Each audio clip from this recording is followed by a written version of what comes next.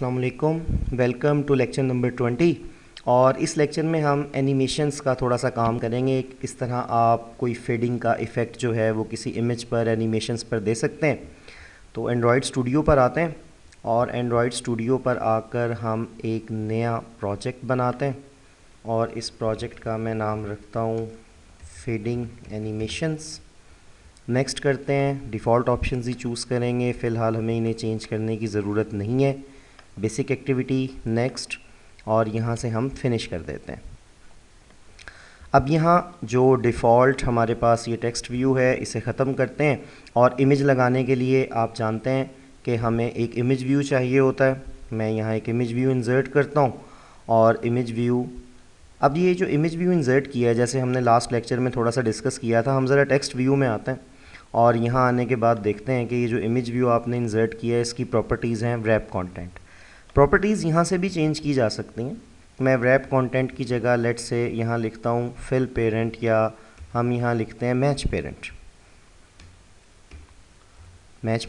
और यहाँ से भी मैं इसकी प्रॉपर्टीज़ जो हैं उसे कर देता हूँ मैच पेरेंट। अब ज़रा आप देखें कि ये हमारे पास जो इमेज व्यू है ये फुल स्क्रीन लेआउट पर आ गया और मैंने इसे टॉप पर लगाया था और सेंटर में लगाया था। तो आप देख सकते हैं यहाँ लिखा हुआ है Android colon layout align parent top true and align colon Android colon layout underscore centre horizontal true.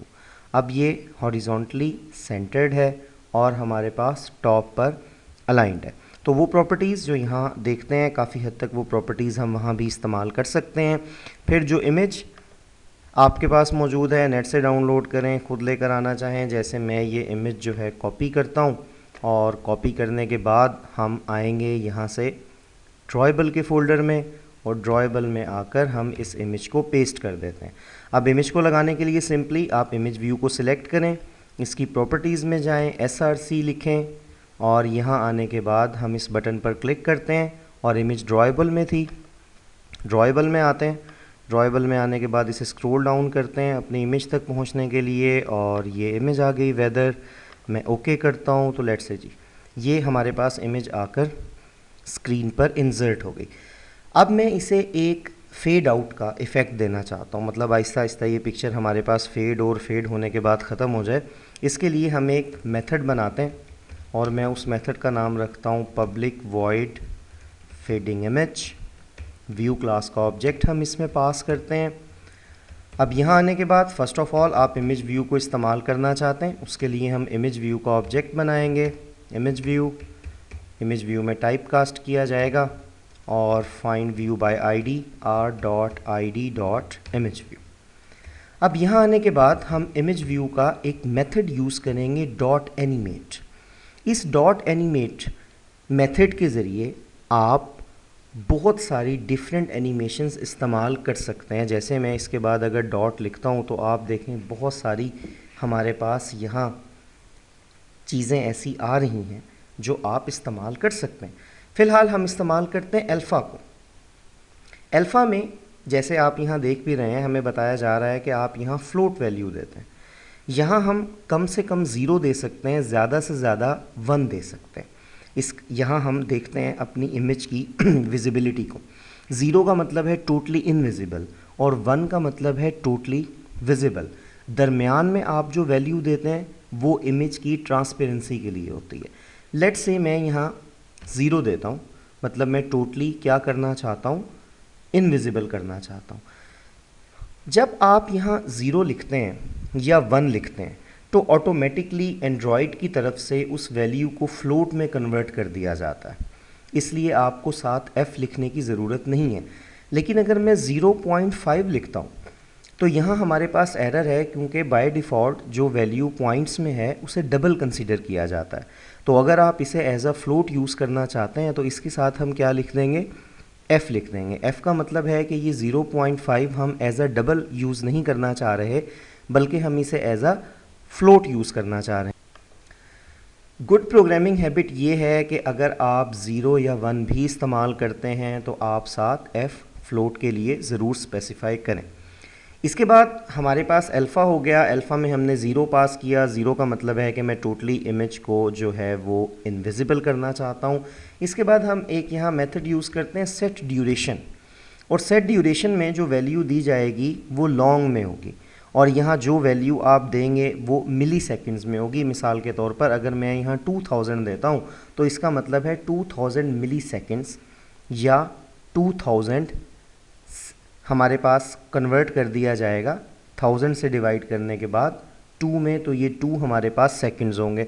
तो अगर मैं इसका जो फेड आउट टाइम है, मतलब जो इसकी विजिबल से इनविजिबल होने का टाइम है, वो 2 सेकंड्स रखना चाहता हूँ, तो यहाँ मैं 2000 दूंगा।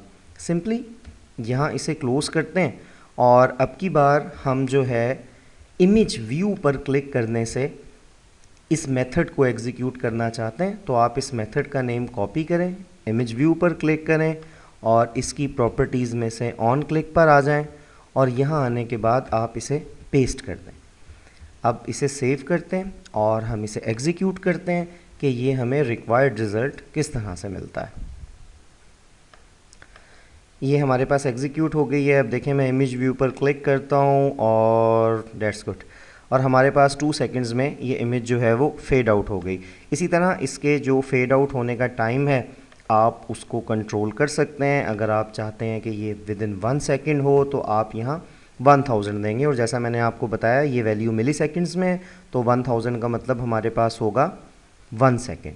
अब इसे दोबारा से एग्जीक्यूट करते हैं और देखते हैं कि अब की बार ये कितना टाइम लेती है इमेज हमारे पास फेड आउट होने में। जितनी ड्यूरेशन आप कम करते रहेंगे उतना ही क्विकली हमारे पास ये काम होना शुरू हो जाएगा। अब मैं इस ऐप रन हो गई है, मैं क्लिक करता हूँ तो अब देखें क्विकली हमारे पास फेड आउट हो गई है। तो इस ड्यूरेशन को आप सिंपली यहाँ से कंट्रोल कर सकते हैं।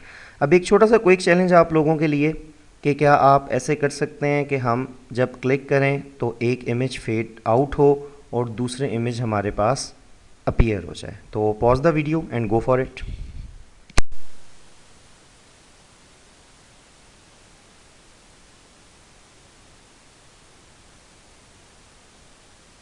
आई होप आपने मैनेज कर लिया होगा। कई तरह से ये काम किया जा सकता है। सिंपली मैं क्या करता हूँ कि मैं यहाँ एक और इमेज व्यू लगाता हूँ, और इस इमेज व्यू पर इमेज हम पहले जाकर ले आते हैं। मैं यहाँ आता हूँ और ये जो एक इमेज मेरे पास मौजूद है इस इमेज को मैं कॉपी करता हूँ। कॉपी करने के बाद हम ड्रॉएबल में आते हैं।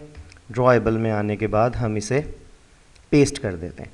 अब इस इमेज व्यू की भी जो प्रॉपर्टीज़ हैं यहाँ से मैं उन्हें मैच पेरेंट कर देता हूँ रैप कंटेंट की जगह। सॉरी, यहाँ से इसे भी मैच पेरेंट कर देते हैं और यहाँ भी मैच पेरेंट हो जाएगा। फिर दोबारा हम SRC में आते हैं, और SRC में आने के बाद इसमें दूसरी इमेज का जो है पाथ वो हम सेट कर देते हैं। स्क्रॉल डाउन करते हैं और ये हमारे पास आ गया वेदर पिक। अच्छा, ये इमेज आपके पास आ गई है, लेकिन करंटली अगर हम इसे एग्जीक्यूट करेंगे तो ये दोनों इमेजेस हमें इस तरह से नज़र आ रही होंगी। हालांकि हमारी तो रिक्वायरमेंट ये है कि अगर आप क्लिक करते हैं तो एक इमेज फेड आउट हो और दूसरी इमेज हमारे पास अपीयर हो जाए। तो इनिशियली हमें क्या करना होगा, इस इमेज व्यू की विजिबिलिटी को ख़त्म करना होगा। अगर हम क्लिक करेंगे तो ये विजिबल होगी। तो जिस तरह हमने यहाँ मेथड में अल्फ़ा के बारे में पढ़ा, इसी तरह अगर आप किसी इमेज व्यू की प्रॉपर्टीज़ में आते हैं और यहाँ ALPHA मैं लिखता हूँ, यहाँ सर्च करते हैं तो यहाँ भी एक प्रॉपर्टी होती है अल्फ़ा के नाम से। मैं यहाँ इसे 0 लिख देता हूँ। तो 0 का मतलब है कि देखें ये करंटली हमारे पास क्या हो गई, यहाँ से ख़त्म हो गई।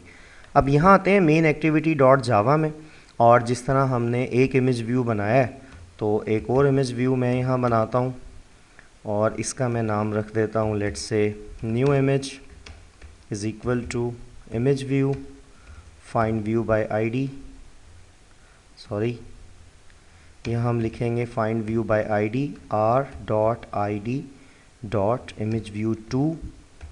और अब सिंपली देखें, यहाँ हमने जो इमेज व्यू है उसके साथ एनिमेट यूज़ किया और लिख दिया अल्फ़ा 0f, और यहाँ हमने टाइम दे दिया 1000। लेट्स से मैं इसे थोड़ा सा अब इंक्रीज़ कर देता हूँ। अब हम यहाँ लिखते हैं न्यू इमेज डॉट एनिमेट। अब आप देखें इसका हम अल्फ़ा प्रीवियसली 0 कर चुके हैं, तो यहाँ हम इसे अब क्या कर देते हैं, 1F कर देते हैं और dot set duration 1000।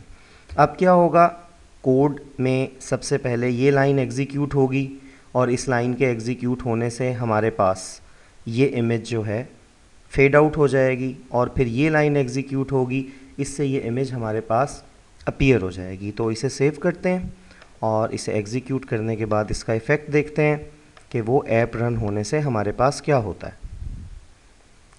One thing, जब आप इमेज व्यू की प्रॉपर्टीज़ में अल्फ़ा चेंज करते हैं, जैसे हमने यहाँ आने के बाद ये इमेज व्यू की प्रॉपर्टी में अल्फ़ा को चेंज किया था, तो यहाँ सिर्फ हम ज़ीरो लिखेंगे, ज़ीरो के साथ f जो है वो यहाँ स्पेसिफाई नहीं करेंगे। तो इसे मैं दोबारा एग्जीक्यूट करता हूँ, ये हमारे पास एग्जीक्यूट हो गई। हम क्लिक करते हैं तो देखें जी ब्यूटीफुल, एक इमेज हमारे पास फेड आउट हुई, दूसरी इमेज अपीयर हो गई। ज़्यादा बेहतर तरह से आप ये इफ़ेक्ट देखना चाहते हैं तो यहाँ हम टाइम जो है वो इंक्रीज़ कर देते हैं। लेट्स से मैं यहाँ भी 3 कर देता हूँ और यहाँ भी मैं 3 कर देता हूँ। अब हम इसे दोबारा एग्जीक्यूट करते हैं और देखते हैं अब की बार हमारे पास जो इसकी ड्यूरेशन होगी वो इंक्रीज़ हो चुकी होगी, तो आपको ज़्यादा ये इफ़ेक्ट नज़र आएगा। इस चीज़ को एनिमेशन में कहा जाता है क्रॉस फेड, कि आप एक चीज़ को एनिमेट करते हैं तो वो फेड आउट हो जाती है, दूसरी हमारे पास अपीयर हो जाती है। अब हम क्लिक करते हैं तो देखें बड़ा स्लोली हमारे पास ये दोनों इमेजेस जो हैं वो चेंज हो गई हैं। तो इस तरह से आप किसी भी इमेज को फेड कर सकते हैं और फेड आउट कर सकते हैं, दूसरे इमेज को अपीयर कर सकते हैं। नेक्स्ट लेक्चर में इंशाल्लाह हम मज़ीद ऑप्शन स्टडी करेंगे जो एनिमेशन से रिलेटेड है। See you in the next lecture इंशाल्लाह।